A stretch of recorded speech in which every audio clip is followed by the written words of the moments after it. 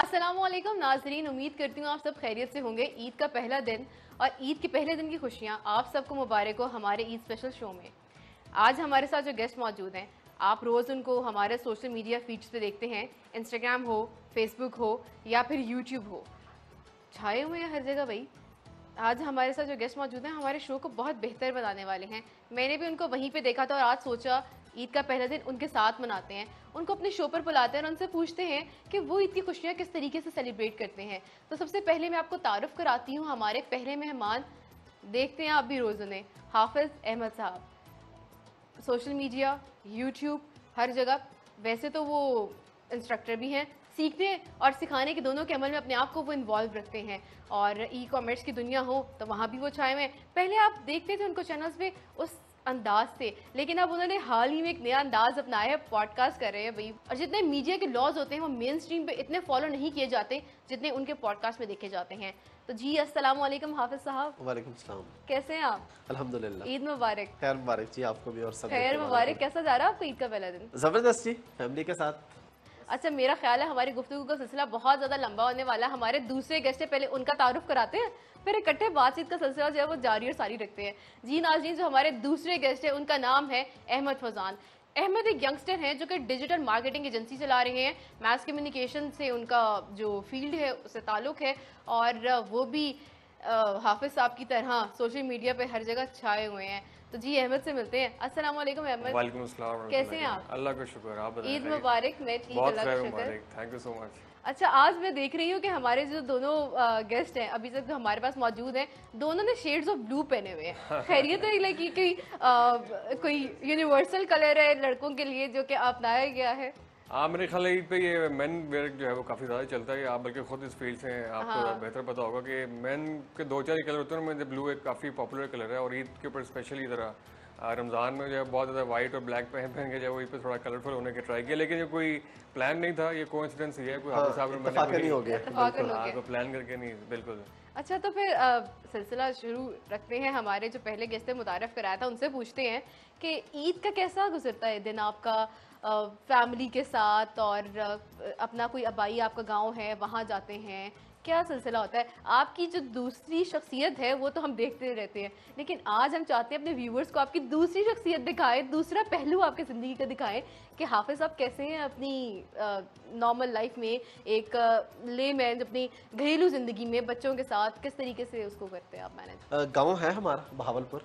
अच्छा। लेकिन वहाँ हम जाते नहीं है नॉर्मली ईद पे, वैसे जाते हैं रूटीन में, खुशी गमी पे जाते रहते हैं, फैमिली वहाँ पे रहती है। लेकिन ईद हम लाहौर में गुजारते हैं क्योंकि 30 इयर्स हो गए लाहौर में, सारी फैमिली इधर ही रहती है, तो फिर लाहौर के ही हो गए हम। और लेकिन एक वो अपनी जगह से वाबस्तगी होती है ना, तो वहाँ पर बिल्कुल है, लेकिन ईद के दिन स्पेशली नहीं जाते। अच्छा, सारे रिलेटिव्स आपके इधर ही होते हैं? काफ़ी सारे लाहौर में होते हैं, लेकिन वहाँ भी हैं तो ईद के बाद वहाँ जाते हैं और वैसे रूटीन में जाते हैं। तो ईद का दिन जो स्पेसिफिकली है वो लाहौर में ही गुजरता है और ज़ाहिर है जी बच्चों के साथ गुजरता है। तो फिर आज हमारी भाभी ने क्या बनाया था मीठे में जो आप खाकर आ रहे हैं?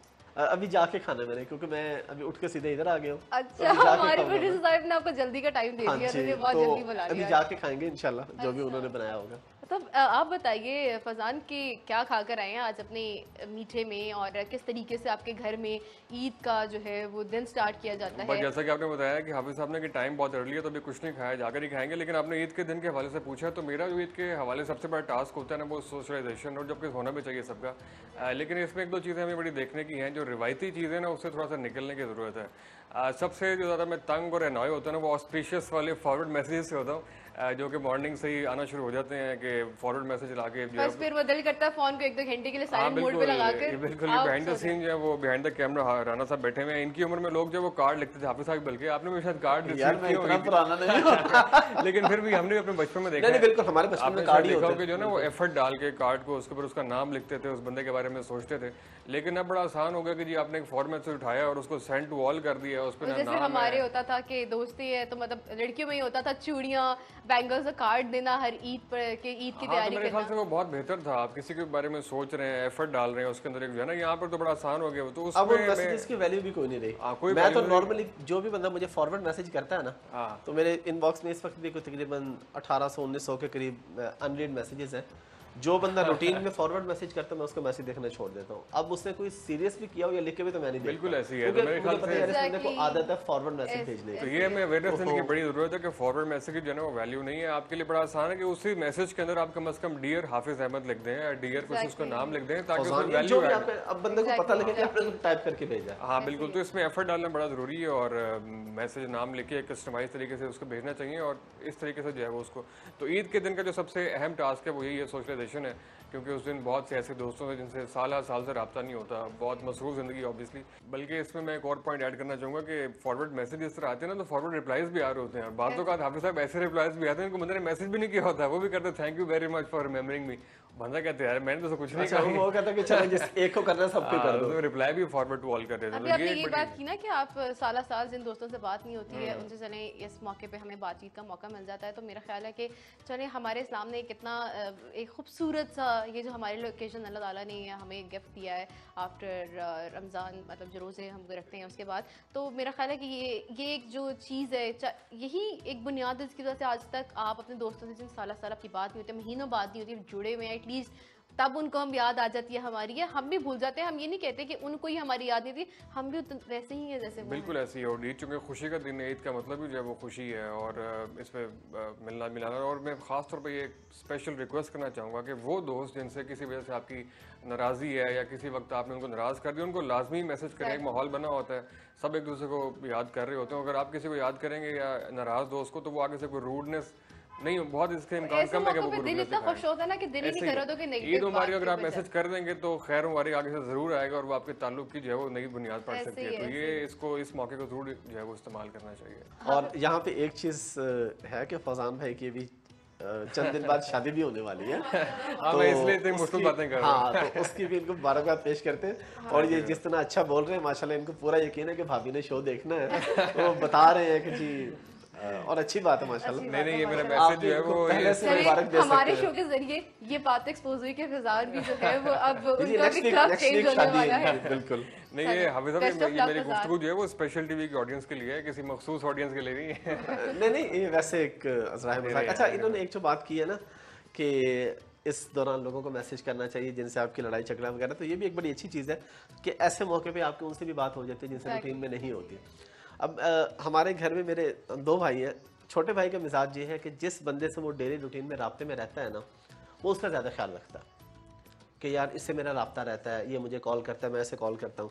मेरा मिजाज ये है कि मुझे जिस बंदे की कभी कॉल नहीं आती ना, उसकी कॉल आ जाए तो मुझे टेंशन होती है कि यार इसकी कॉल ज़रूर पिक करनी है, शायद इसे कोई काम हो या मेरे लाइफ को खिदमत हो या कोई बात होगी। और जो फारिग बंदा दूसरे तीसरे दिन हाल पूछते रहे ना, उसको फिर हम अवॉइड करना शुरू कर देते कि यार ये तो फारिग है, इसको कोई काम नहीं है, चलो हम तो किसी अच्छा, काम मुझे लगे हाफिज हुए साहब ये बताएं कि आपको क्या लगता है कि अब की ईद और जो आपके बचपन की, आपकी टीन एज या आपकी 20s की जो ईद थी उसमें क्या फ़र्क है? पहले होता था ना कि जब ईद का दिन है तो जब ईद की नमाज़ पढ़ी है तो सब नेबर्स में घंटा 1.5 घंटा तो हजूम रहता था, और हम लड़कियां बड़ा क्या अभी तक घर में नहीं आए हमारे घर के, मतलब भाई या हमारे वालिद साहब घर में नहीं आए हैं भाई, वो बाहर ईद मिल रहे हैं। तो अब ये सिलसिला थोड़ा सा ना कम होता जा रहा है। बस नमाज पढ़ी 4-5 लोगों से, वो जहाँ पे कोई आप 10-12 से मिल रहे हो, 3-4 से मिले जी घर आ गए। अब दूसरों का हाल अहवाल पूछने के लिए वो वाली रवायत जो है वो अब वो एक होता है ना, सिर्फ आप अपनी ज़ात तक महदूद हो गए हो, वो वाली चीज़ आ गई इसकी है। सबसे बड़ी वजह तो सोशल मीडिया है। जब हम बच्चे थे तब मोबाइल नहीं थे इस तरह मोबाइल से। नहीं था। अब हर बंदे को होता है जी घर जाएं जल्दी से मोबाइल देखें किसका मैसेज आया हुआ है, किसको कॉल करनी है, तो अब लोग समझते हैं कि शायद इसी में सब कुछ हो जाता है। तो वो दौर यकीनन एक अच्छा दौर था कि जब आपके पास मोबाइल नहीं था, बस बच्चे हैं शरारतें कर रहे हैं, मोहल्ले के सारे बच्चे इकट्ठे हो गए हैं, 10-10, 50-50 के नोट ईदी के मिल रहे हैं, जाके कुछ लेके आए हैं, खाया पिया। अब तो हर बंदा घर बैठा है, मोबाइल देख रहा है, टेलीविजन देख रहा अब है। तो ईदी देने का जो तरीका है वो भी डिजिटल हो गया, इजी पैसे बैंक अकाउंट में ईदी भेज दो भाई। बिल्कुल ऐसे ही। फिर फैजान और फैजान मिक्स हो जाता है। फैजान आपको फिर अभी तक इजी पैसे बैंक अकाउंट में कितनी ईदी आई है? ईदी तो नहीं आई, लेकिन मुझे लगता है हाफिज साहब जिस तरह डिजिटल हो रहा है ईदी मुझे डिजिटल सलामी भेजेंगे इस बार उन्होंने जिक्र किया है। नहीं बिल्कुल, क्योंकि ये बिल्कुल जो है वो कैशलेस हो गए, मजाक कर रहा हूं आपकी शादी पे नहीं, मेरे पास आपका नंबर तो है, मोबाइल नंबर, उस पे जैज़ कैश होगा, तो मैं आपको आपकी शादी पे जो सलामी है वो जैज़ कैश पे भेज। नहीं बिल्कुल मजाक कर रहा हूं। लेकिन बचपन की ईद का आपने जिक्र किया तो हमारा भी जो आबाई इलाका है वो पत्तों की है, तो पत्तों की भी हमें जो है ना वो बड़ी जो ईदगाह है ईद आपकी पत्तों की में मनाई जाती है लाहौर में? बचपन में होती थी, अब तो खैर लाहौर में होती है। तो वो लेकिन हमारी बहुत खुशगवार मेमोरीज हैं वाबस्ता है वहाँ पे, दादा बू और सारे लोग जो हैं पूरा ख़ानदान के लोग इकट्ठे होते थे वहाँ पे। मोबाइल नहीं था, टीवी नहीं था, सब आपस में बैठते थे, मिलते जुलते थे, तो ऑब्वियसली वो एक अच्छी चीज़ें हैं। लेकिन अभी भी जो डिजिटल है उसको भी हम उसको यूज़ कर सकते हैं। और मैं, चूँकि आपने शुरू में तारुफ किया कंटेंट क्रिएशन से हमारा ताल्लुक है, तो मैंने जब कंटेंट क्रिएशन का आगाज़ किया था तो मैं आपसे शेयर करना चाहूँगा, जो मेरी सेकंड वीडियो थी ना अपनी करियर की, वो ये थी कि डोंट स्लीप ऑन ईद। असल में हमारे यहाँ एक बड़ा ट्रेंड बना हुआ है कि ईद को बोरिंग कहने का एक ट्रेंड है, बड़ा खतरनाक, पता नहीं सोचा समझा ट्रेंड है किसी छब्बे की जानिब से। कान बंद कर लूं क्योंकि मैंने सारा दिन सोना है। नहीं आप सब तो सो रहे हैं, हम भी कुछ ना कुछ सोते हैं, लेकिन ना एक ट्रेंड बना हुआ है, बहुत से लोग इसको बोरिंग टैग कर रहे हैं। हालांकि वही लोग जो है वो क्रिसमस के ऊपर जो है मुबारकबादें दे रहे होते हैं, वही लोग जो है वो ईस्टर के ऊपर बाकी लोग बड़े एक्साइटेड होते हैं। होली मनाई जा रही है बहुत से इदारों के अंदर, खैर उस पर मैं कमेंट नहीं करना चाहूँगा, लेकिन ईद जो कि हमारा अपना त्यौहार है, हमारे अपने मजहब ने हमें दिया है, तो मेरे ख्याल से उसको आप बोरिंग टैग करना या उसके ऊपर कि ईद सोने के लिए ओवररेटेड है, इसमें कोई फ़ायदा नहीं है, तो इसको डिस्करेज करना चाहिए, इसको फुल तरीके से सेलिब्रेट करना चाहिए और ज़रूरत से ज़्यादा नहीं सोना चाहिए, मनानी भी चाहिए। और तो मेरे ख्याल से ये अवेयरनेस भी जो है ना सोशल मीडिया इन्फ्लुएंसर्स का बड़ा काम है, हाफिज़ साहब जैसे कि इसको थोड़ा सा लाइवली रखें, और ये रखते भी हैं।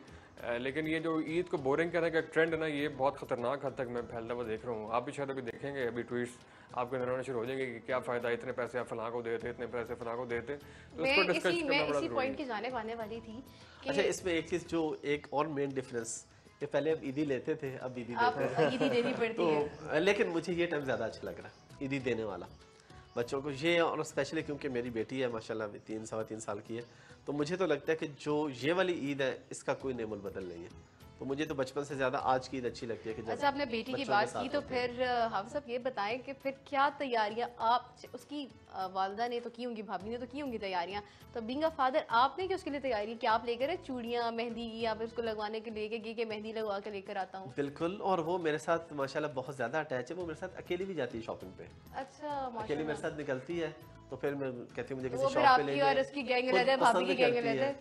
नहीं, इकट्ठे भी होते हैं। अच्छा। इकट्ठे भी जाते हैं, लेकिन अकेले अकेले भी जाते हैं। तो मेरे साथ जाके उसकी चॉइस बहुत अच्छी है माशाल्लाह। अच्छा। वो 3 साल की है और वो बड़ी ज़बरदस्त कलर कम्बिनेशन, बल्कि मुझे भी वो बता रही होती है बाज़ दफ़ा। अच्छा। मैं शलवार के उसके ऊपर वेस्ट कोट पहनूँ तो मुझे कहती है बाबा ने ये वाली नहीं पहननी, आपने ये वाली पहने। फिर कभी कभी मुझे कहती है, मैं 2-3 पहन के दिखाती हूँ, कहती है मुझे कोई भी नहीं अच्छी लग रही, सारी उतार दे, ऐसे ही जाए। अच्छा। और फिर मैं वैसे ही आता हूँ जैसे वो आज मुझे फिर बताती है। उसने मना कर दिया, उससे मना कर दिया कि आज आपने वेस्ट कोट नहीं पहना। आज आपने हाफिज़ साहब का माशाल्लाह बड़ा आइडियल बॉन्ड है अपनी बेटी के साथ। इनके मिलकर एक बार पूछा भी कि बेटी से पहले की ज़िंदगी में और बाद में क्या फ़र्क आया, तो बड़ा अच्छा उन्होंने जवाब दिया था। तो उसके आने से पहले अगर बात की ईद में भी आपसे फ़र्क आएगा, ऑब्वियसली जो आप बॉन्डिंग बता रहे हैं, बड़ा आइडियल। बिल्कुल ज़मीन आसमान का फ़र्क है। और ये मुझे देखकर फीलिंग हो रहा है। ये उनके चेहरे पे मुस्कुराहट, जब मैंने उनकी बेटी की बात की है ना, वो देखकर मुझे इतनी खुशी हो रही है ना। और मेरा ख्याल है कि यही जो बॉन्ड होता है, आज वो इतना खुश हो रही है, कल को जब वो उनकी बेटी बड़ी होगी ना, तो वो बताएगी कि भाई मेरे फादर का मेरे साथ क्या रिलेशन है।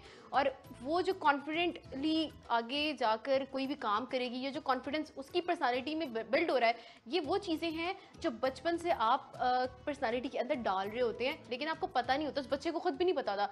बट जब वो ग्रो कर रही होती है, ऑब्वियसली जब स्कूल 15-16 साल का बच्चा होता है, जब उसकी पर्सनालिटी प्रॉपर डेवलप हो गई होती है, तो वो ये जो चीज़ें होती हैं वो घर से शुरू होती हैं। तो ये मुझे बहुत अच्छा लगा है, और मेरा ख्याल है आप भी इनसे टिप्स ले लीजिए अब। और आज के दौर में तो मेरा ख्याल है कि बेटों से ज़्यादा आपकी बेटियों के साथ दोस्ती ज़्यादा ज़रूरी है। उनको आपने ज़्यादा एतमाद देना होता है। लड़के तो तेज़ हो ही जाते हैं सोसाइटी में निकल के। हाँ, लेकिन वैसे ओवरऑल वैसे रिलेशनशिप्स में जो है ना, फादर का थोड़ा सा हमारे यहाँ सोसाइटी के अंदर उसको कहते हैं गुस्से वाला या फिक्र, हालांकि ये भी बड़ा एक वो है। नहीं, मैंने तो भाई तहैया किया, मैंने अपनी वाइफ को कहा हुआ है, मैंने कहा इसकी तरबियत तुमने करनी है, मैंने नहीं इसको गुस्सा होना किसी बात पे, मेरे साथ इसके लाड होंगे, हम मिलके मस्तियाँ करेंगे, शरारतें करेंगे, ये समझाने वाली बातें हो तुम समझा लेना इसको। नहीं, माशाल्लाह बहुत मुझे खुशी हुई। अच्छा फैजान, आप ये मुझे बताएं कि ज़िंदगी का नया सफ़र शुरू करने जा रहे हैं, अब आपको क्या लग रहा है कि ये वाली ईद और अब अगली ईदों में क्या फ़र्क होगा? उन्होंने बेटी के साथ बता दिया, अब आप बताइए। ये मुझे बहुत से लोग जो है वो डिस्क्लेमर दे रहे हैं कि आखिरी जो है वो आज़ाद ईद है, लेकिन मैं जो है वो लोगों के प्रोपेगेंडे में नहीं आ रहा। इक्वली एक्साइटेड हूँ इसके लिए भी, और आइंदा के लिए भी। ऑब्वियसली लाइफ के कलर्स हैं, उसको भी इंजॉय करना चाहिए, इसको भी इंजॉय करना चाहिए। हर एक में अल्लाह ने अपना हुस्न रखा हुआ है, अपना हर एक का वो होता है, अपनी जिम्मेदारियाँ होती हैं, अपने तकाजे होते हैं, तो उसके लिए बिल्कुल तैयार हैं। और बिल्कुल इस बार ईदी आएगी, अगली बार ईदी जाएगी, तो इसके मुताबिक जो है वो। अच्छा, मुझे ये बताएं हाफिज़ साहब, हमारे लाहौरी हैं भाई, ख्वाबों का हमें शौक है, खाना अच्छा ना मूड ख़राब हो जाता है। आज आपके घर में फिर क्या पक रहा है? घर में वही जो हर घर में होता है, कढ़ाई वगैरह और साथ। अच्छा, देसी हैं, चाइनीज, थाई, क्या? देसी ज़्यादा तो देसी पसंद करते हैं, घर में देसी बनता अच्छा है। मुझे बताएं कि भावलपुर की कोई डिश है खास जो बनाई जाती हो आपके घर में? होता है ना कि आपकी कुछ नहीं ऐसे स्पेसिफिक यहाँ पे कोई नहीं, सुहांजना एक होती है वहाँ पे डिश, लेकिन वो वहीं पे हम लोग खाते हैं हाँ, तो लाहौर कोई में। हकीम की गुजार लग रही है, कोई सुहांजना, ये क्या नहीं है? क्या सुहाजना ईद का एक ये एक जड़ी बूटी होती है अच्छा जो सहरा में उगती है, देखा ना, तो उसका सालन बनता है और बड़ा मजेदार सालन होता है। ईद पे बनता है ये। नहीं नहीं रूटीन में वैसे वो बनता कह है, रहे हैं कि मतलब लेकिन वहाँ लाहौर की में तो डिश नहीं, ट्रेडिशनल डिश लाहौर में तो नहीं, तो लाहौर में तो वही मतलब कोई बारबेक्यू बन गया, साथ कोई कढ़ाई वगैरह बन गई। मुझे वैसे जाती तौर पे दाल बहुत पसंद है। अच्छा तो आपका ईद का पहले दिन कैसे गुजरता है? आप जाते हैं मतलब बहन भाइयों के साथ, क्या होता है आना जाना, क्या सिलसिला होता है? कुछ चीज़ें तय नहीं होती कभी, Spontaneously? हाँ बस जो हो गया, बस हो क्योंकि शायद मेरे साथ लाइफ में ये है कि मैं कभी भी तय करके मेरा ज़िंदगी में कोई काम नहीं हुआ।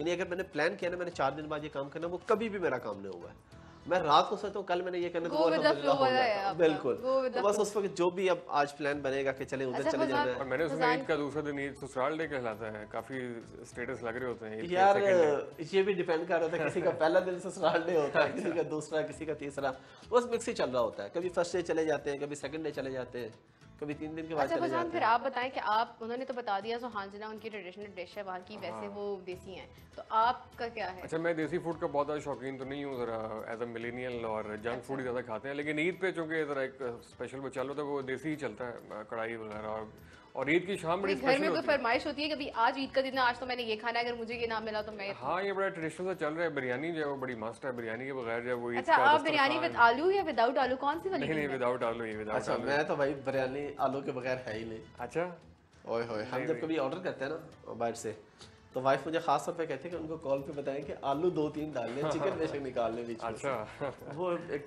बड़ा मजेदार सीन हाँ, होता है। लेकिन तो बड़ा कोई कराची- जैसे उन्होंने बताया हाफिज साहब ने कि सुहांजना जो है उनके इलाके की डिश है ट्रेडिशनल, तो आपकी पत्तों की कोई डिश या वहाँ का कुछ? अगर कोई होगी भी तो मेरे इल्म में नहीं है, क्योंकि बड़ा अरसा हो गया, लेकिन मेरा नहीं ख्याल कोई ट्रेडिशनल डिश होगी, बस रूटीन की चीज़ें ही हैं। लेकिन एक बड़ा दिलचस्प फैक्ट है कि चाहे बड़ी ईद हो छोटी ईद हो, ईद की शाम का बारबेक्यू बड़ा एक हमारे यहाँ मनाया जाता है, दोस्तों का स्पेशली। ईद सेकंड डे या पहला दिन जो है ना वो बारबेक्यू उसको खुद से बनाना, उसका पूरा जो प्रोसेस को सेलिब्रेट करना, ये भी एक बड़ा ट्रेडिशनली अच्छा एक वो एक्सपीरियंस चल रहा है। अच्छा हाफिज साहब मुझे ये बताएं फिर ईदी लेने देने का होता है, फिर आपके वालिदैन हयात हैं तो अल्हम्दुलिल्लाह। आप अभी उनसे ईदी लेते हैं, मतलब आप जितने मर्जी बड़े हो जाएं, जो वालिदैन ने कोई ईद देनी हो, चाहे वो जो भी पैसे हों, उसकी बड़ी ना अहमियत होती है, तो फिर आपकी वो खुशी क्या होती है अब इस एज में भी, इस उम्र में भी आके, जहाँ पे आप ईदी देते भी हैं लेकिन लेने का भी वालिदैन से क्या वो? अभी नॉर्मली नहीं लेते वालिदैन से, क्योंकि मैं 2011 में बिल्कुल ही यंग एज में इंग्लैंड चला गया था। अच्छा तो जिम्मेदारी मेरे पे मतलब काफ़ी थी, तो मैं अल्हम्दुलिल्लाह उसके बाद से ज़्यादा पेरेंट्स कहते हैं कि ले लो, मैंने कहा नहीं बस आप रखें ठीक है। तो मुझे ज़्यादा यही शौक है, मैं बच्चों को, भांजों भतीजों को, बेटी को उधर इन लॉज में बस ईद ही देता हूँ। अब फजान क्योंकि ये तो पहली सॉरी आखिरी ईद है फजान की, तो जिस पे ये ईद लेंगे, अब तो ये देंगे, इसके अब बाद वो तो लेना हमेशा था। अब वो आ गए, तो फिर फजान आप बताएं आपके नाना दादा या कोई हयात हैं, ग्रैंड पेरेंट्स? नहीं, ग्रैंड पेरेंट्स का इंतकाल हो गया, नानी अम्मी के बगैर ये पहली ईद होगी, उनका भी लास्ट ईयर हुआ। अभी आपने बल्कि पूछा हयात है कि हमारे फादर अनफॉर्चुनेटली 2 साल पहले उनकी डेथ हो गई। तो मैं ये भी कहना चाहूँगा कि जो मोमेंट्स होते हैं इनको सेलिब्रेट करना और इनको फॉर ग्रांटेड ना लेना बहुत ही ज़रूरी है। हमें लगता था कि हमारे फादर हमें हर ईद पे मैसर हैं, तो आइंदा भी हर ईद पे जो है वो ऐसे ही चलता रहेगा सिलसिला जो है वो कायनात का निज़ाम। लेकिन अभी पिछली 2 ईदों में ऑब्वियसली उनके बगैर गुजरी हैं, तो बहुत ज़्यादा फील होता है। और जितने लोग ये भी इस ऑब्वियसली वक्त एक ये ऐसा देख खला रहे है हैं, कभी पूरी कोई और इसका जितने नेम लोग बदल भी गया आपकी ऑडियंस में ये सुन रहे हैं, इसको देख रहे हैं, अपने फैमिलीज के साथ, अपने फादर के साथ इस ईद को मना रहे हैं, तो उनको ये कहना चाहूँगा इस मोमेंट को ज़रूर फील करें, क्योंकि ये ऑब्वियसली कायनात का निज़ाम है, हर वक्त ऐसा शायद ना रहे, हर एक को किसी ना किसी वक्त जाना। तो हम इसको ऑब्वियसली बहुत ज़्यादा फील भी करते हैं और उनके लिए दुआ भी करते हैं। ईद के ऊपर हमें कब्रिस्तान भी जाना पड़ता है। तो जितने लोग भी इस तरह फैमिलीज़ के साथ हैं, रमज़ान गुजार रहे हैं, हमें रोज़े के अंदर भी वाकई भी, तो मोमेंट्स को फॉर ग्रांटेड लेना छोड़ दें। आपके अपने प्यारे आपके साथ हैं, तो इस चीज़ को ज़रूर अल्लाह का शुक्र भी अदा करें, ग्रेटफुल भी हों, और इसको इस मोमेंट्स को जो है ना वो वो है फील ना करके कि निभाएं। हमें उस चीज़ की अहमियत का अंदाज़ा तब तक नहीं जब तक हम उसे, वो हमारे जी, पास रहती नहीं है। बिल्कुल ऐसे और दूसरी बात ये कि जब आपने ये बात की ना कि मोमेंट्स को फॉर ग्रांटेड नहीं लेना चाहिए, तो मैं वहाँ पे अपनी एक मिसाल देती हूँ कि as I am growing old, तो मैं इस चीज़ को ना बहुत ज़्यादा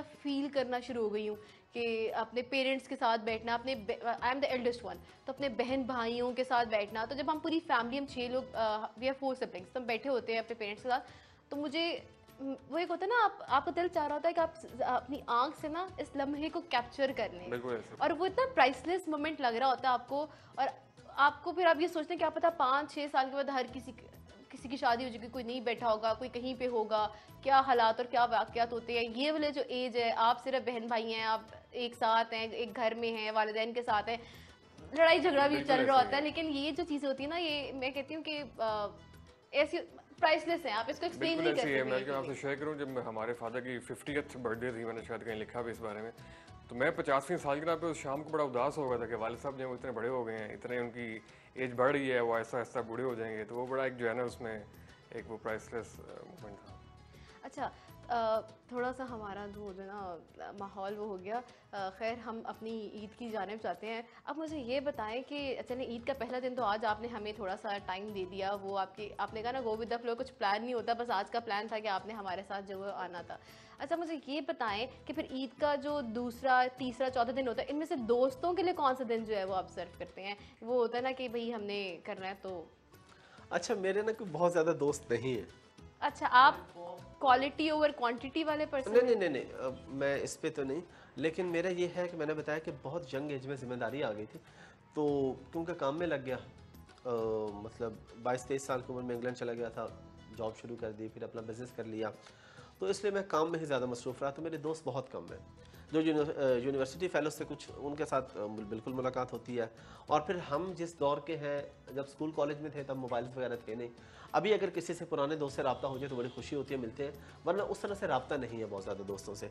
और बाकी अभी नए दोस्त बनते रहते हैं, मिलते रहते हैं, लेकिन जो मुलाकात है वो कोई स्पेसिफिक नहीं होती कि इस दिन इस दोस्त को मिलना है, वो गो विद द फ्लो। लेकिन नए दोस्त आप काफ़ी बना रहे हैं माशाल्लाह वैसे। हाँ, नए दोस्त अल्हम्दुलिल्लाह काफ़ी बड़ी तेज़ से आपके दोस्तों की फहरिस्त में इजाफा हो रहा है अल्हम्दुलिल्लाह। नहीं, अब तो आपके स्टूडेंट्स भी हैं, तो स्टूडेंट्स के साथ क्या एक रिलेशन होता है ना, टीचर और स्टूडेंट का? हमारे रूटीन में तो बड़े मीटअप्स रहते हैं। अच्छा। मैं पाकिस्तान में भी, बल्कि दुनिया में कहीं भी जाता हूँ तो मैं पोस्ट लगाता हूँ फेसबुक पे कि मैं इस शहर या इस मुल्क में आ रहा हूँ, लोग आते हैं, हम मिलते हैं, गपशप करते हैं। लेकिन ईद के मौके पे कोई। अच्छा, हमें ब्रेक का कहा जा रहा है, ब्रेक की जानिब चलते हैं, फिर दोबारा वापस आते हैं।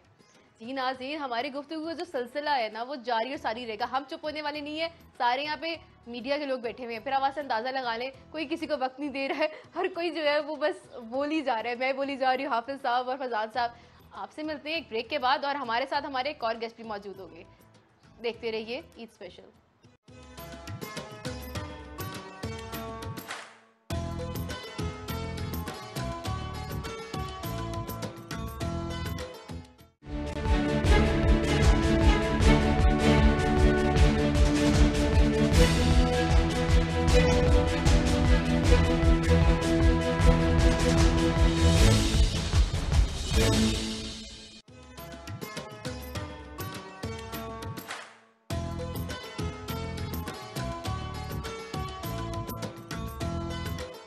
वेलकम बैक नाजरीन। आपको हमने बताया था कि हमारे जो हैं वो एक और गेस्ट मौजूद होंगे हमारे साथ।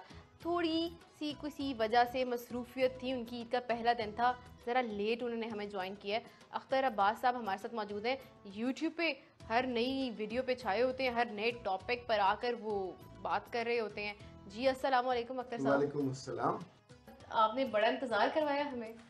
देखिए ना, ये दिन बहुत दिनों बाद आता है जो बच्चों को वक्त देना होता है और उनको उनकी नानी के घर छोड़ना होता है। अच्छा, तो अब नानी के घर ड्रॉप करके फिर आपने हमें ज्वाइन किया? हाँ जी, उसके अलावा चाह रही नहीं है, उनके साथ रहना है, तो उनके मुतालबे और उनकी खुशी उसका। अच्छा, हाफिज़ साहब ने बड़ा वो देखा मसाला, उन्होंने कहता उनका कैसे निकला कि वो कहना दिल से आह निकली। उनका भी ससुराल डे चल रहा है ना अभी, आपको अच्छा बताया। अच्छा अच्छा अच्छा। तो अख्तर साहब ये बताइए, हम तो अपनी गुफ्तगू का सिलसिला शुरू कर चुके थे, हमारी ऑडियंस को बताइए कि आपका ईद का पहले दिन कैसा गुजरता है। पहले तो आपने बताया कि आप बच्चों को नानी के घर छोड़ कर आए अपनी, ठीक है, तो अब आगे का क्या प्लान है आपका? घर से क्या मीठा खा कर आए? लगता है भाभी ने अच्छा खासा नाश्ता करवा कर भेजा फिर तो।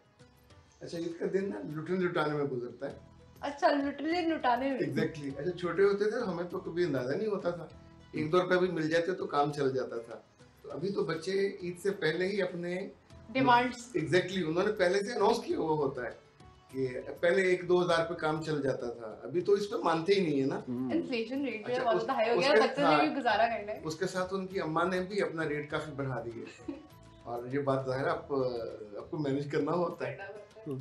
पहले दिन चूंकि हमने हमेशा बहुत बरसों से है कि ईद की नमाज के बाद ईद की नमाज हम मंसूरा पढ़ते हैं अच्छा। और चूंकि बच्चे मेरे तरावी भी वहीं पढ़ने जाते हैं, अच्छा। और ईद की तरावी मुझे बच्चे पढ़वाते हैं जबरन। अच्छा। तो यानी मैंने तो घर में बता तो थोड़ी सी पढ़ के गुजारा हो जाता है, तो जब ये जाते हैं तो फिर साथ लाजमी जाना पड़ता है। तो नमाज वहाँ से पढ़ने के बाद फिर उनको उनकी नानी के यहाँ छोड़ते हैं। तो फिर ये आपकी जेब हल्की हो गई भी है? ऑफ कोर्स लुटाए। वहाँ जितने बच्चे होते हैं वो तरतीब से उसका नाम भी रखा है तकसीम इनामात। अच्छा। अच्छा। हाँ जी, वो सब तोको लगा के बैठे होते हैं, वो भी रेट बढ़ गए हुए हैं, तो उसके मुताबिक उनको देने के बाद अगर ना दें तो फिर जाती बेगम साहब को काफी घूरती हैं अच्छा। कि 1 साल के बाद तो मेरे हिसाब कारब की बारी आ रही है, और उसमें भी आप ना करें दिखा। अच्छा, आप जिस कॉन्फिडेंस से बात करें लगता है शो के घर नहीं देखा जाएगा। अच्छा, मुझे अब वाहिद पहले हमारी जो थी मदर इन लॉ वो हयात थी, तो वो ईदी देती थी, अभी फादर इन लॉ देते हैं। अच्छा। मेरे अपने अबू भी तो दोनों फौत हो गए, अच्छा। तो अब इन्हीं वाहिद जो होती है आमदनी, वो आपकी वहाँ से होती हाँ है? जी, और वो अक्सर मेरी बेगम वहीं से हथियार लेती है, दूसरे की करने दे दो। अच्छा, मुझे ये बताएं, आज जो हमारे दो गेस्ट, जो हमारे साथ आज दो हमारे गेस्ट मौजूद हैं, वो उन्होंने शलवार कमीज़ को जो है वो अपनी ईद के पहले दिन पर पहनने का सोचा, तो आपने नहीं सोचा कि शलवार कमीज़, आपको क्या शलवार कमीज़ पसंद नहीं है या? अब पसंद तो है लेकिन आपकी तरफ आना था मुझे लगा वहाँ आपने खूब लिस्टम पश्टम, इसलिए नहीं तो शलवार कमीज़ हमारे गेस्ट लिस्टन ईद पिस्टन। की नमाज के लिए तो मैंने वही पहनी थी। अच्छा। हाँ जी, लेकिन उसके बाद फिर चेंज कर दिया। अच्छा। सर ये तो फिर- बताइए, मैं क्वेश्चन करना चाहूंगा, अभी हम डिस्कस करते हैं ईद पे दिन जो है ना ये फॉरवर्ड मैसेज का बहुत चलन हुआ है, ऑस्पिशियस आपको मैसेज जो कितने है आ ना गए बहुत हैं? आते हैं, आप इनसे कोई निजात का जरिया बताएं। मैं आप पढ़ता ही सोल्यूशन नहीं बताते हैं। हूँ, जितने फॉरवर्ड मैसेजेस आते हैं मैं उनको पढ़ता ही। जबरदस्त, मैं भी उन्होंने यही भी- करता हूँ। हाँ जी, उन्होंने तो भी उसके- इसका यही उसके हमें बाद सॉल्यूशन चाहे कोई- बताया। बल्कि आप- मैं तो आप तो सिर्फ मेरे साथ ये भी करता हूँ कि जो बंदा फॉरवर्ड मैसेज भेजता हो ना उसका सही भी नहीं पढ़ता मैं, मुझे पता चल जाता है ये फॉरवर्ड वाला बंदा है, इसको बस साइड अच्छा, पे कर ऐसे दो। लोगों को जुल्म करते हैं, जब जी चाहता रात को आँख खुलती है ग्रुप बनाते हैं, उसमें आपको डाल देते हैं। तो मैं दिन भर जब भी मैं दिन में 2-3 दफा देखता हूँ, जी। तो एक में तो जो ग्रुप से हम से निकलता जाता हूँ साथ साथ। फिल्टर आउट, ऑब्वियसली वो एक आप मेंटली भी ना बहुत ज्यादा होता है कि आपको अच्छा, रिप्लाई इतना करना है या फजूल फिर वक्त होता भी नहीं है कि आप वो कर सके। ऐसी है ऐसी है। और लोगों को एक तो शौक है वो इतने दिन पहले मैं आपको भेज रहा हूँ, अच्छा वो भी उन्होंने अपना मैसेज हो ना तो अपना मतलब एक जुमला भी हो तो आपको खुशी होती है क्योंकि वाले ने आपको जेन्युइन मैसेज भेजा। तो जो मांगे तांगे के मैसेजेस इधर से पकड़ उधर से पकड़, तो उसमें ज़्यादा खुशी भी कोई नहीं होती। वो प्यार और वो अपनाइयत या आप जिसको भेज रहे हैं तो ऑब्वियसली उसको भी नहीं करता। अच्छा, मुझे ये बताएं कि आपने बताया बच्चों को छोड़ कर आए हैं, तो फिर मीठे में क्या खाया? ये तो बताया नहीं, भाभी ने क्या बनाया? शीर खुरमा मुझे अच्छा लगता है। अच्छा। वो ज़रूर होता है, और हल्की सी मैंने मेरे ख्याल कुछ नमकीन लिया होगा। फिर अच्छा। राना साहब के मुसलसल फ़ोन पे फ़ोन आ रहे थे, अल्लाह माफ़ करे, ऐसे परसुएसिव आदमी है कि इन्होंने हमें भी सुबह सुबह जो है ना सबसे पहले उन्होंने कहा ईद मिलनी है ना, सबसे पहले इधर आके मिलनी है, घर में बात जाके मिलनी है, यही वाले हालात है। वैसे उम्मीद है ये ईदी भी नहीं देंगे। नहीं मेरा ख्याल है अभी तो मेरी ईदी बनती है, आप सबसे लेना। अच्छा, मुझे ये बताएं कि फिर घर में भाभी को क्या कहकर आए हैं कि हमने खाने में क्या खाना है, आपको क्या पसंद है? अच्छा, इस मामले में मेरा ख्याल मैं कभी भी नहीं कहता। अच्छा। और ये जो शायद मना वो खा लिया उसी में शायद उसको मिजाज शनासी कहना चाहिए, यानी जो मुझे पसंद हो वो मुझे मिल जाता है, जो बच्चों को पसंद हो उनको मिल जाता है। और हमारे यहाँ खाने पे एतराज़ करने का कभी भी रिवाज नहीं रहा। शायद बच्चों को भी यही नहीं सिखाया तो नहीं है, लेकिन जब आप कर रहे होते तो बच्चे फिर वही सीखते हैं। ऑब्वियसली ऐसी है। यानी अगर किसी को कोई चीज़ पसंद नहीं है तो वो खामोश रहेगा, ये नहीं करेगा कि नारे मारना शुरू कर दे कि घर में क्यों पका है और आपको पता है ये हम मेरे बच्चे मटन नहीं खाते, मैं मटन बहुत अच्छा। शौक से खाता हूँ, अच्छा, तो मेरे लिए वो ज़रूर बन जाता है। नहीं कोई ऐसी डिश जो कि आप कहते हो कि आज ईद का त्यौहार है, ईद पे तो मैंने ये लाजमी खानी है? जब हम छोटे थे तो हमारी वालदा सोनियाँ बनाती थी छुआरों वाली। अच्छा, वो बनती नहीं है अब। शीर खुरमा जो वो रेडीमेड बना बनाया आता है और वो बन जाता तो है। बिरयानी खाने का शौक है आपको? बिरयानी तो दोपहर में होती है, सुबह फर्स्ट टाइम नहीं होती। अच्छा, अभी हम ना यहाँ पे बात कर रहे थे बिरयानी विद आलू और विदाउट आलू, तो आप कौन सी वाली आलू टीम में? वाले। ओ भाई, आप रोजाना दो देख वोट ले, हो गए। 2 आलू के अच्छा, वोट हो गए। मुझे तो याद है जब लाहौर में फर्स्ट टाइम बिरयानी आई, उसका नाम सिंधी बिरयानी था, लिबर्टी में थी। तो हम बकायदा वहाँ जाके लिबर्टी में जहाँ आइसक्रीम है ना, जी जी उसके बिल्कुल सामने ग्राउंड के साथ वो बनी थी, है। और वो इतने मोटे मोटे आलू होते थे, तो हमें समझ नहीं आती थी कि आलू के अंदर मिर्चें कैसे घुस गई, लेकिन वो आलू खाने के लिए मान जाते थे। ये एक टेस्ट बन जाता ना आपका। तो घर में जो खवातीन समझदार हैं वो मोटे साइज के आलू डालती हैं और उसके अंदर आई डोंट नो इंजेक्शन से। मगर देखे फजान, उन्होंने ये समझदारी की जो है हाँ, ना मैं भी- उन्होंने वो साथ कह दिया, रिलेट जो कर दिया कि खवातीन समझदार समझदार वो है जो आलू के साथ बिरयानी खाता है और आलू के साथ बनाता है। तो मुझे ये बताएं कि ठीक है, ये बिरयानी वाला सिलसिला सारा कुछ हो गया, अब ईद का जो आधा दिन तो आप गुजारे घर, आधा दिन आज आपने हमारे साथ गुजारना है, तो दोस्त से बाप से मुलाकात कब हुई है? ये दूसरे दिन। अच्छा, तो नेबर्स में जो ईद का सिलसिला होता है कि नमाज पढ़ी और फिर मुलाकात होना, तो वहाँ पर अच्छा, इस बात को कहना बहुत मुश्किल है, लेकिन मैं कह देता हूँ कि नेबर से मुलाकात का टाइम नहीं मिल पाता, यानी पूरा साल भी नहीं मिल पाता। और ईद वाले दिन जब सुबह ईद पढ़ने जा रहे होते हैं, उस वक्त जो दरवाजे से निकल रहा हूँ, एक तो हमारी सड़क बड़ी सारी है, तो घर दूर दूर है। अच्छा, तो उस वक्त अगर सलाम दुआ हो जाए या वापसी पे, अब चूंकि वापसी पे हम ईद पर घर नहीं जाते, तो ये बहुत बरस हो गए हैं कि हम सायों से मुलाकात नहीं हो पाती। तो फिर आपको बचपन वाली ईद याद आती है जब वो सबके साथ साथ पास पास घर होते थे और बिला झिझक आप एक दूसरे के घर भी चले जाया करते थे? अब किसी के घर जाना होता है तो सोचना पड़ता है कि वो उसको अच्छा लगेगा, हम उसके घर जा रहे हैं कि नहीं लगेगा, एक ये बात भी आ जाती है। अच्छा, इसमें भी मेरा ख्याल गिनती के चंद लोग हैं जिनके घर जाना अच्छा लगता है, क्योंकि अच्छा लगना अपना जुड़ गया है अगले के एहतमाम से। उसकी बीवी राजी होगी तो एहतमाम होगा, जो कि जो रेडीमेड है वो तो आपको ईद के मौके पर ज़ाहिर कभी भी अच्छा नहीं लगता। तो अगर उसमें अपनायत नहीं होती और उन दोनों की आमादगी नहीं होती, सब लोग मेहमानों को बुलाने पे अब आमादा भी नहीं होते, फ़ोन पे रखा लेते हैं, लेकिन जिनसे ताल्लुकात बहुत फिर अच्छे। आपने कितने ठड़काए हैं तो ही बताया ना। अच्छा, मैं आमतौर पे दूसरे तीसरे दिन एंटरटेन करता हूँ। अच्छा, पहले दिन तो बिल्कुल हाँ ऑब्वियसली आपने बताया हाँ कि जी, वो नानी के घर अपने मुमकिन जाते ही नहीं हैं। होता। अच्छा, मुझे याद है जब हम ज़रा अपने अम्मा अब्बा के घर जाया करते थे, तो मैंने यूनिवर्सिटी से जाना या जॉब से जाना, तो ईद की नमाज से ज़रा पहले सब तैयार हो रहे होते थे, तो जिसको बाल बनाने में या जूता पहनने में ताखिर होती, शोर या मैं मचा देता या मेरा भाई मचा देता कि अब्बा इसने फिर लेट करा दिया। अच्छा, जोर फिर पे होता था, और वो उसको इतना पे हम इंजॉय करते थे, बस वहाँ पर अब्बा के साथ अपनी अपनी चादर पकड़ के वो जाना, और वहाँ लोग बहुत मिल जाते थे, लेकिन वो अब नहीं है। तो अब आपको लगता है कि अपनायत में, प्यार में, और जो उसका एहतमाम है, खाने का एहतमाम जो है, वो अपनायत में उसका आपस में इंटरलिंक्ड है ये दोनों चीज़ें? ये शायद सोशलाइजेशन के साथ इसका लिंक ज़्यादा है। अब लाइक हम ईद वाले दिन मंसूरा इसलिए जाते हैं कि वहाँ हर दूसरा बंदा जानने वाला, जिसकी आंखों में आपके लिए पहचान होती है, कोई आपसे बड़ा है, कोई आपसे छोटा है, तो आपको कलेक्टिवली एक जगह बहुत सारे लोग मिल जाते हैं जिनसे आप जब भी डाल सकते हैं और गिला किए बिना। अच्छा फरजान, आप भी ना अपनी ईद ही सोच लें।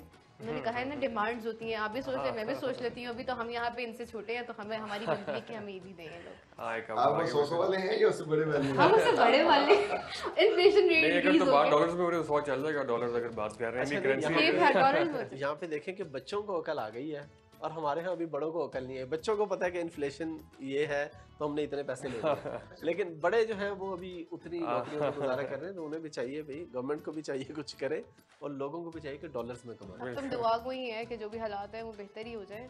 हाँ बिल्कुल, लेकिन इसमें एक पॉइंट जरूर कहना चाहूँगा। आपने जो हालात की बात की, आजकल जो है ना वो मायूसी की बात करना और एक फैशन सा ही बन गया है। और हम थोड़ी देर पहले फिलोसफी ऑफ ईद के बारे में बात करते हैं। खुशी का दिन है, एक त्यौहार का दिन है, तो बहुत से लोगों को अब ईद मुबारक दिन है बुजुर्गों को, तो बड़े मखसूस अंदाज में कहते हैं हमारी ईद तो उस दिन होगी जिस दिन फलां जगह झंडा लहराया जाएगा, हमारी ईद तो उस दिन।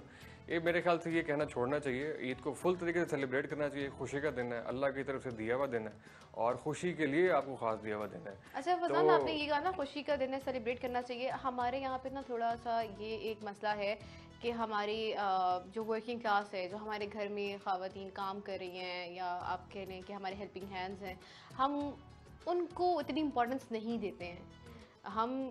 हमने एक ये माइंडसेट बना लिया हुआ है कि बस इतना ही काफ़ी है। उनको अपनी खुशियों में उस तरीके से इंक्लूड नहीं करते जिस तरीके से करना चाहिए। उनकी ईद हमारी ईदों से बहुत मुख्तलिफ होती है।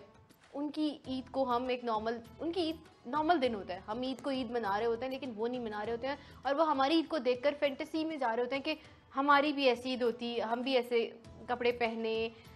उनको साथ लेकर चलना चाहिए, हाँ उसके नहीं, बारे बड़ा में क्या इंपॉर्टेंट है उनको भी साथ लेकर चलना, महरूम तबके को, कमज़ोर तबके को। ख़ासतौर पे उससे पहले हम पूरा एक रमज़ान की एक्सरसाइज से गुजरे होते हैं, तो हमारा जो माशरा है, जो सोसाइटी है, कहते हैं? और वो रमज़ान overall- से हमने सीखा ही है ना। बिल्कुल यही सीखा होता है, ये सिला रहमी, गमगुसारी। और ईद के मौके पे आप देखते हैं पाकिस्तानी और मुस्लिम सोसाइटी के अंदर एक बड़े पैमाने के ऊपर जो है वो अफ्तारियों का, राशन का, रिहेबिलिट मतलब उसकी पूरी चैरिटी का इंतजाम होता है, तो उसका कुछ रिफ्लेक्शन जो है वो ईद के ऊपर भी देखने में आता है। और मैक्सिमम इसका और भी जो है वो इस्तेमाल ज़रूर होना चाहिए। आप क्या कहेंगे हाफिज़ साहब इस बात पर? बिल्कुल यही बात है जी।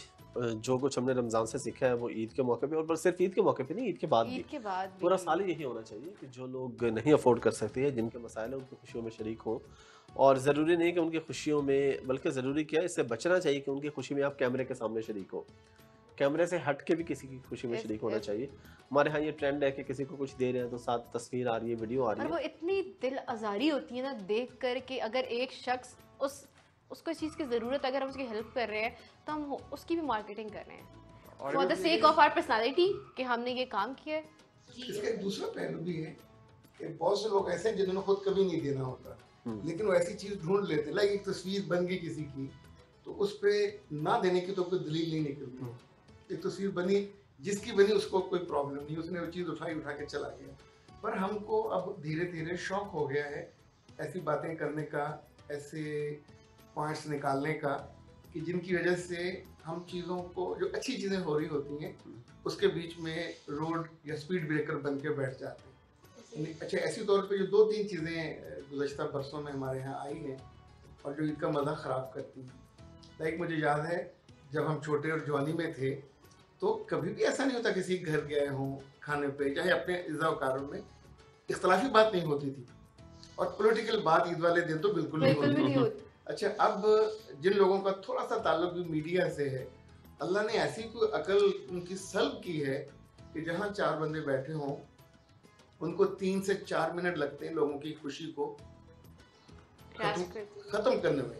यानी वहाँ बैठ के ऐसी बात करेंगे कि सीधी जाके आपके लोगों ने इफ्तारियों के मौक़ों पर दिल आज़ारियाँ की, और ईद वाले दिन भी बात नहीं आते। सो मुझे लगता है अकल, जो तालीम है, फ़हम है, इसका अदराक ये भी इंसान तक पहुंचना चाहिए कि दूसरे के घर बैठे हों तो आपको क्या बात करनी है, क्या नहीं करनी, what to do what not to do पता होना चाहिए। अच्छा, ईद वाले दिन हम रोज़ा नहीं रख सकते, ये ना करने की चीज़ें। ईद वाले दिन हम सुबह लोगों को फितराना देते हैं, यानी अल्लाह की तरफ से, और उस पर कभी शर्त नहीं होती वो डिजर्व है कि नहीं है, ईद से पहले पहले देना है। इसका मतलब है अपनी खुशी में, अपनी जेब में, अपने लफ्ज़ों में शरीक करने का जो एक दायरा है वो होना चाहिए। एज अ सोसाइटी हम सब एक साथ मिलकर चले ना, एक वो जो बहुत ज़्यादा ग्रुप्स बना दिए गए हैं या किसी वनरेबल हो गई है ना बहुत ज़्यादा, हम हमें चाहिए कि हम ऑब्वियसली उनके लिए आवाज़ उठाएं, लेकिन मसला ये हम अपनी ज़ात में इतने महव हो गए हैं ना कि हमें लगता है कि बस जो हम कर रहे हैं वो बिल्कुल बहुत बेहतर है, और दूसरे के दिल पे क्या गुजर रही है उससे हमें कोई फ़र्क नहीं पड़ता। हकूकुल इबाद जो है उसके ऊपर अब हमारा एम्फेसिस ही नहीं है, हम उसको मैं कहती हूँ कि मैं बहुत से कम लोग हैं जब हकूकुल इबाद का जिनको पता भी है, या कभी आप उनके मुंह से ये बात सुन भी लेंगे कि अखलाकियत क्या है, कि अगर आपने ये कोई चीज़ 100 की ली है और जिसके पास 10 भी नहीं है तो आप उसको ये मत बताइए 100 की चीज़ है।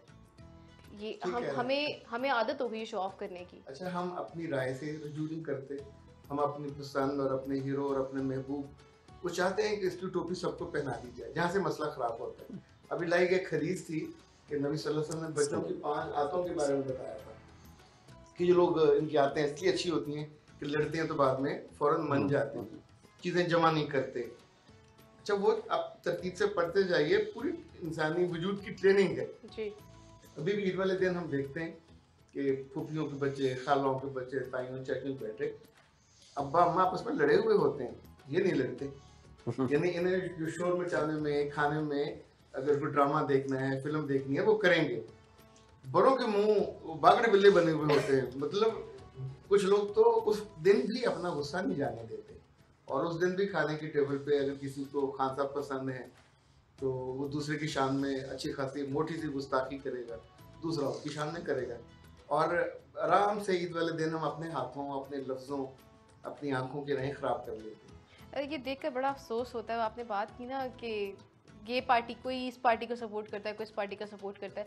पहले का जो दौर होता था, तो जब हम ड्राइंग रूम में बैठे होते थे या कन्वर्सेशन होती थी, आप ABC पार्टी को सपोर्ट करें तो B वाला एक ही या C वाला एक ही सुन लेता था। अच्छा, इसमें दो चीज़ें, एक तो ये कि बहस और डिस्कशन में दो अलग चीज़ें हैं। जैसे आपने बात की, जो बुजुर्ग हैं वो तो बहुत ज़्यादा जो है ना वो सख्ती से बहस कर रहे होते हैं, लेकिन डिस्कशन करने में मतलब जो मिलेनियल्स हैं, जो हमारी जनरेशन के लोग हैं स्पेशली, वो कंपैरेटिवली थोड़ा सा उनका मेच्योर कंडक्ट है। वो डिस्कशन कर रहे होते हैं, फैक्ट शेयर कर रहे होते हैं कि फलां मौके पे फलां, उससे मतलब एजुकेट भी आप एक दूसरे को कर सकते हैं, डिस्कशन भी कर सकते हैं।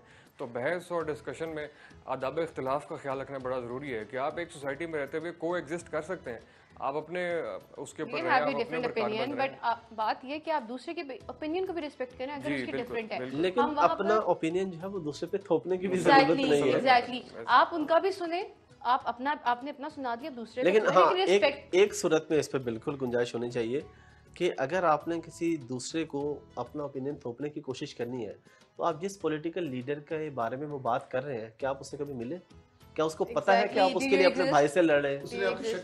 अच्छा, उसको तो छोड़ दें, मैं तो इस मामले में, ईद का दिन है, लेकिन मैं तो इस मामले में ये कहता हूँ कि जो लड़ो, मैंने कहा तुम मुझे ये जितने पॉलिटिकल लीडर्स हैं, इनके कुत्ते के साथ तस्वीर बनवा के दिखा दो, जो इनके पालतू कुत्ते हैं। मैंने कहा तुम्हारे तो ये औकात नहीं कि वो तुम्हें अपने पालतू कुत्तों से मिलने दे। और तुम, ठीक है, मैं भी किसी पार्टी का सपोर्टर हूँ, ज़ाहिर है वोट देता हूँ, लेकिन आप अपने बहन भाइयों से, अपने रिश्तेदारों से उसके लिए लड़ाई कर रहे हैं जिसको पता ही नहीं है। इसमें अगर आपको याद हो, कुछ साल पहले तक तो ये था, सबके अपने वोट होते हैं, अपनी राय होती है, पर कभी लोग ओपनली बताते भी नहीं थे कि मैंने वोट किसको दिया। जी जी। और ये आउट ऑफ मैनर्स माना जाता था कि मैं अगर पूछूं किसको वोट दिया, यानी जैसे तनख्वाह नहीं पूछी जा सकती, उम्र नहीं पूछी जा सकती, तो ये उस तरह का सवाल था। अभी चंद रोज पहले पंजाब यूनिवर्सिटी के नए वाइस चांसलर आए, तो उनके एजाज में एक इफ्तार पार्टी थी। अब सोचिए कि ये वो मौका होता है जब मेहमान से आप कहते हैं कि आप कुछ अपने ख्वाब बताइए, आप क्या करना चाहते हैं, जाहिर उसके लिए उन्हें बुलाया गया। तो बजाय इसके उनसे पूछा जाता, वहां बैठे जो जर्नलिस्ट लोग थे, उन्होंने यानी चंद मिनट के अंदर ही ऐसी तीली लगाई कि बिल्कुल माहौल इफ्तारी का भी नहीं रहा, इतना ज़्यादा गर्म हुआ। तो मुझे बहुत ज़ाती तौर पे तकलीफ पहुंची। मैंने सोचा कि यार, यहाँ ये पेशेंस का ये आलम है, कल इनके बच्चे, हमारी इन्वेस्टमेंट क्या है बच्चों पे। अगर हम बच्चों के लिए रोल मॉडल नहीं बनते, चलो बीवियों के लिए तो नहीं बनते, बच्चों के लिए तो बन सकते हैं, कि बच्चों को ये तो लगे हमारा अब्बा सॉफ्ट भी है, हम्बल भी है, काइंड भी है, अगर कोई दूसरा नुक्ता निगाह है तो सुन लेता है। अगर मैं नहीं सुनूंगा तो मेरे बच्चे भी कल नहीं सुनेंगे। तो सोसाइटी इतनी पॉल्यूट होती जा रही है। लाइक ईद वाले दिन अगर घर में बड़े हैं तो लेट देम से समथिंग, उन्हें अपनी जवानी की, अपने बचपन की बातें उनसे पूछनी चाहिए। जब दादे दादियां फौत हो जाते हैं, फिर हम रोते हैं, हाय हमारी गाली नहीं हुई। फिर ये होता है कि हाय बेचारे ने अमरूद मांगा था, मैं लेके खड़ा था और उसने नहीं खाया। फिर हम उस तरह की बातें करते हैं। ये वो मौके होते हैं जब लोगों से पूछना चाहिए। उनकी 50-60 साल पहले की उम्र हमने नहीं देखी भी। और उनकी उस वक्त जो ट्रेडिशन थी, उस वक्त जो नज़ाकतें थी, महरूमियाँ थी, तब तो जाहिर है, लेकिन तब लोग खुश होते थे। यानी थोड़ा सा एक डिश भी होती थी, लोगों के अंदर कंटेंटमेंट ज़्यादा था, शुक्रगुजारी ज़्यादा थी। मैं पिछले दिनों किसी ने पूछा कि हमारे घर में खैर बरकत नहीं है, तो क्या कहें। अब ये बहुत टेक्निकल सवाल था। खूबसूरत लड़की थी, घर उनका अच्छा था, घर में गाड़ी, सब कुछ था। तो मैंने उनसे पूछा कि आखिरी दफ़ा शुक्रगुजारी कब किया, एंड उस सोच में पड़ गई। शुक्रगुजारी का मतलब ये है आपका अंग अंग शुक्र करे अल्लाह का कि मुझे इतना कुछ मिला है। गाड़ी में बैठो तो आप फील तो कराओ ना कि sir thank you very much, मैं डिजर्व नहीं करती थी, मुझे मिला। आपने जेवर पहना हुआ है, अच्छे कपड़े हैं, आप कहीं जाते हैं, लोग आपको रिस्पेक्ट करते हैं, तो शुक्रगुजारी ड्यू है। अच्छा, किसी के आने पे एक ज़माना वो होता ना जब आप कहते हैं कि हम दिखावे के लिए, पर जब आप खुश दिली से करते हैं तो ये भी खैर बरकत लेके आता है। घर में मेहमान आए और आप बहुत दिल से इंटरटेन करें, यानी जाने के बाद अगर आप ये कहते हो ना सारे खा गए, अब वो रौनक आपकी जो मेहमानों की होती है वो बढ़ती जाती है। अल्लाह ताला ऑब्वियसली जब कहा है अल्लाह ताला ने कि जब मैं खुश होता हूँ तो बारिश, फिर बेटी और फिर मेहमान। बिल्कुल। तो एक मैंने हदीस पढ़ी, उसमें अल्फाज थे कि तुम अपने बड़ों की कदर किया करो, ये खैर बरकत लेके आते। इतना खूबसूरत उसके वो दो लफ्ज थे वो, और लेकिन हम नहीं कर पाते। लेकिन ये मौका, अब इस मौके पे आपने ये प्रोग्राम मैसेज आया है, तो ज़ाहिर इसमें पुराने टीवी चैनलों में तो आमतौर पे गीत और गाने और वो लगते हैं, डिस्कशन का मतलब ये होता है कि अपनी अपनी ज़िंदगी की जो खूबसूरती गुलदस्तों में होती है, शेख साहब के अपनी ज़िंदगी में इनके बड़ों ने कुछ देखा होगा। इन्वेस्टमेंट वो है जो हमने सीखा, यानी पूरी दुनिया इस वक्त बैक टू बेसिक्स जा रही है। तो बैक टू बेसिक्स का मतलब ये है कि their the concern for their coming nation, कि वो ना नुकसान में जाए, उनको कुछ हम अच्छी चीज़ें दे पाए। और अच्छी चीज़ें जुबानी नहीं दी जा सकती, यू नीड टू, आप उसको या तो कल्टीवेट करें या उसको पका के दें कि खाते हुए लुत्फ आए कि यार मुझे इस जैसा बनना है या इस जैसा मुझे। ये अपनी पर्सनालिटी को ऐसा बनाएं कि होता है ना, खुशबू फूल जहाँ से गुजरा उसकी महक से बिल्कुल। हर बंदा मुस्तफीद है, और उस महक से पूछे कि ये कौन शख्स था। तो इस तरह अपनी पर्सनालिटी को बनाएं। तो अख्तर साहब, आपका तो बहुत शुक्रिया, थोड़ा सा वक्त आपने हमें कम दिया, हमारे प्रोग्राम का वक्त जो है अख्ताम को पहुंच रहा है, और मेरा ख्याल है ऑडियंस भी जो है वो चाह रही होगी कि हम थोड़ी देर और रुके, लेकिन क्या करने, वक्त का तकाजा है। अब आपके भी फजान भी बस अब बैठे हुए कि मेरी ईदी ना निकल जाए जो घर में मेहमान आ रहे हैं, और हाफिज़ साहब ने भी ईदी का जो है वो देने का सिलसिला घर में जाकर करना है, और आप तो वहाँ से फ्री होकर आ गए हैं, तो आपसे फिर मेरा ख्याल है बाद में शो के और बातें शातें करते हैं। और आप सबका बहुत शुक्रिया कि ईद के पहले दिन आप लोगों ने हमारे लिए वक्त निकाला, और जो गुफ्तगू हमने यहाँ पर की है, ये वो गुफ्तगू थी जो कि इसकी ज़रूरत है। कुछ कहना नहीं चाहती, लेकिन कुछ ऐसे चीज़ें हो रही हैं जिनकी ज़रूरत नहीं है ईद के मौके पर, मगर उनको दिखाया जा रहा है, उनको पोर्ट्रे करवाया जा रहा है। कभी कभार इस तरह की हेल्दी डिस्कशंस जो है ना बहुत ज़्यादा ज़रूरी होती हैं एज अ सोसाइटी। हम अगर, क्या पता हमारी एक बात से हम जो बैठे हुए हैं यहाँ पर किसी ने कुछ नया सीखा हो, या किसी के माइंड में कोई पॉइंट ही आ गया हो, तो मेरा ख्याल है हमारे इस शो का जो है ना मकसद वो पूरा हो गया। एक तो ईद आप सबको दोबारा बहुत मुबारक, और कोई आप अपना हमारे प्रोग्राम की वसीले से कोई देना चाहें अपना पैगाम हमारे ऑडियंस को, तो बताइए। नहीं, बस सबको बहुत बहुत ईद मुबारक, और फॉरवर्ड मैसेज जिसका है उसको ब्लॉक कर दे बाकियों के साथ ताल्लुक बहाल रखें। जी आप। मैं आज सख्ती वाली नहीं बात करूँ, आज खुल के खाएं और खुल के खिलाएं, यानी जो आपसे ईद मिलने आता है उसकी दिल से दिलदारी कीजिए, क्योंकि इसको अगर आप नेकी समझते हो तो इट्स नेकी। इसी तौर पर उनके बच्चों को ईदी भी देनी चाहिए, और अपने ज़ाती बच्चों को भी खुल के देनी चाहिए। और अगर ये आज के दिन बीवियाँ तंग करें, बच्चे तंग करें, तो एक दिन तो ऐसा होना चाहिए कि बंदा थोड़ा सब्र करके, पेशेंस पे ब्रेक पे फोन रख के उनके साथ उनकी सुन भी ले।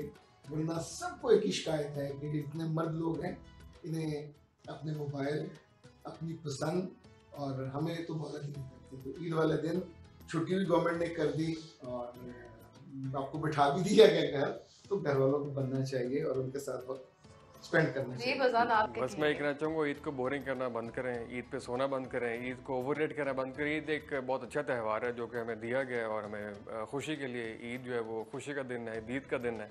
तो इसको जो है वो बोरिंग मत बनाएं। हम एक फैशन बन रहा है इसको बोरिंग कहना, इस पे सोना, इस पे नए कपड़े पहन के सोने का कहना। तो इसको इसकी जो वो है स्पिरिट है उसको ज़िंदा करना बहुत ज़रूरी है। तो ईद को जो है वो भरपूर तरीके से सेलिब्रेट ज़रूर करें। यानी जो दूसरों के होते हैं त्यौहार, उसमें हम फूल ले लेकर फिरते हैं, यानी हर वो त्यौहार जो गैर मुल्की होता है तो वो हमें अपनाते हुए थोड़ा एक स्नोबरी सी होती है। पर अपने वाले दो त्यौहार आते हैं ईदों के, दोनों में ये प्रॉब्लम करते हैं। अब तो शायद थोड़ा लोग समझदार हो जाए आहिस्ता आहिस्ता, लेकिन ये बहुत तंग किया हमने। इसी के साथ जो है वो हम आपको खुदाफिज कहेंगे। बहुत शुक्रिया कि आपने हमारा ईद का प्रोग्राम देखा। हमारे मेहमानों ने बहुत अच्छी बातें की, और इसी तरह हमारा ईद का दूसरा प्रोग्राम भी ज़रूर देखिएगा। आप सबको हमारी जानिब से दोबारा एक बार ईद मुबारक, और ईद की खुशियाँ मनाएं, और इस खुशी को जो है वो खुल कर सेलिब्रेट करें। और अगर आपके ज़रिए किसी की ईद बेहतर हो सकती है तो उस पर भी जो है वो गौर व फिक्र कीजिएगा। हमें दीजिए इजाज़त, आपसे मुलाकात होती है हमारे अगले प्रोग्राम में। अल्लाह हाफ़िज़।